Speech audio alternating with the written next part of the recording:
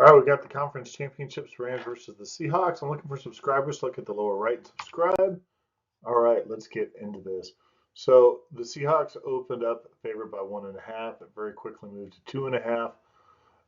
The model also has the Seahawks. That 55% equates to a 1.5 point spread. And so with that, when you look at when you run the numbers, is that would tell you that you have a very slight advantage to take the Rams with the under or take the Rams with the money line. These numbers, 0.05, I'm using the Kelly criterion this week.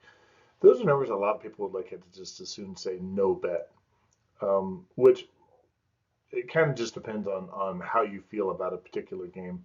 This is where you definitely want to look to see injuries, weather. I have not seen too big of injuries. Zach Charbonnet on the side of Seattle is definitely lost. He's their main running back.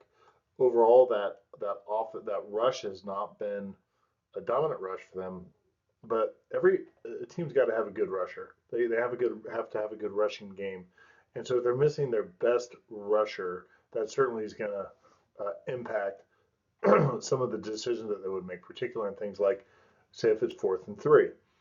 Do you want to go for that if you don't have your dominant rusher? It'll certainly change how they operate. But at the end of the day, Seattle has established themselves as a dominant team for sure, with a fantastic passing game and then a purely dominant defense. It's going to be in Seattle. We'll see what the weather's going to be like. The last thing I think the Rams will want to see is a game that takes away what I think is a really good 1-2 punch with their running game and the pass game. There's obviously a lot of symbiotic relationship that goes on between those two, which for any good offense, that's what you should have. Which, by the way, is something I would point out when I look at the Seahawks. When you have a number 2 passing game, number 24 rushing game, to me, that would seem to say, hey, if I'm the Rams, I'm going to just try and make them run. I'm going to take away the pass. I'm going to take away the deep pass. Show me that you can run the ball, and then we'll honor it. The Rams, on the other hand, they have a solid all-around offense. They're going to have to rely on that to control the ball. Their defense, I think, is it's been pretty good. I think it's better than what those numbers will really show, but it's not number one across the board. Let's go ahead and take a look at some of the what's given them that the Rams are able to stick into it just based upon the passing game. That's what you get with Matthew Stafford. On the other side of the ball, um, Sam Darnold. Uh, uh, Glad to see that dude has found his way out of a dark place as far as quarterbacks goes. But I don't show it here. I do calculate it as one of the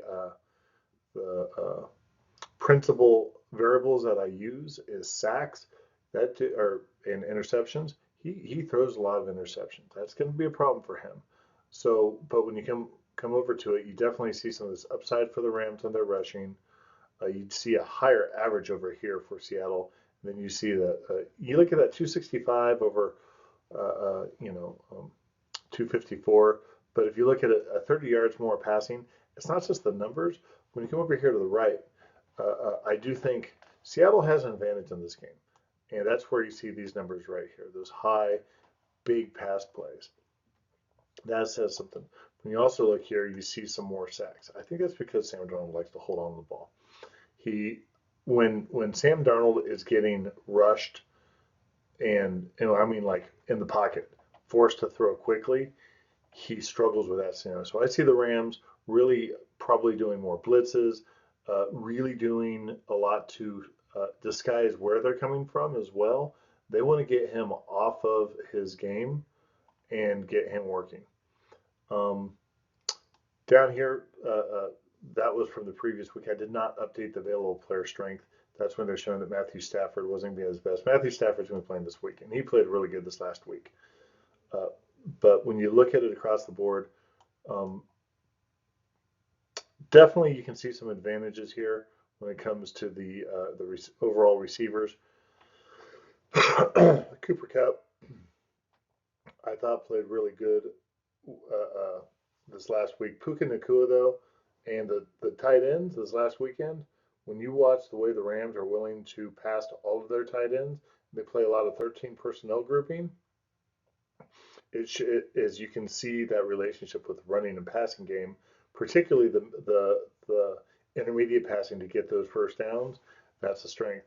But when you start going across the board, you definitely see, again, this is available personnel groups.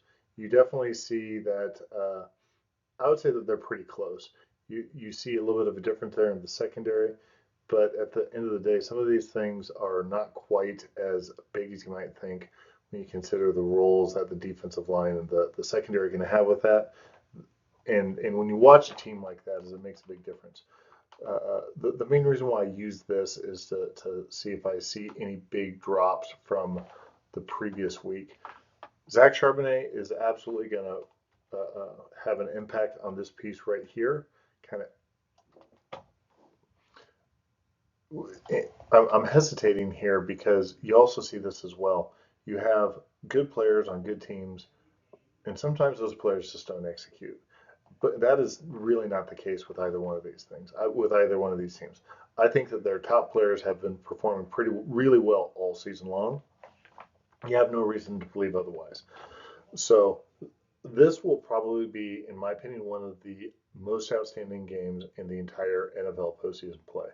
You've got uh, division rivals,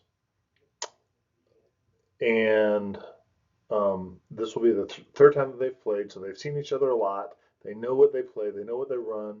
Both teams are coming in really healthy, other than a few things here or there. Both teams are going to air it out. You've got Sam Darnold, you've got Matthew Stafford, you've got receivers to throw to. This should be a great game. I cannot wait for it.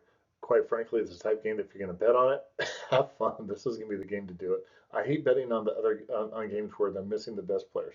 That's a problem with the Denver game.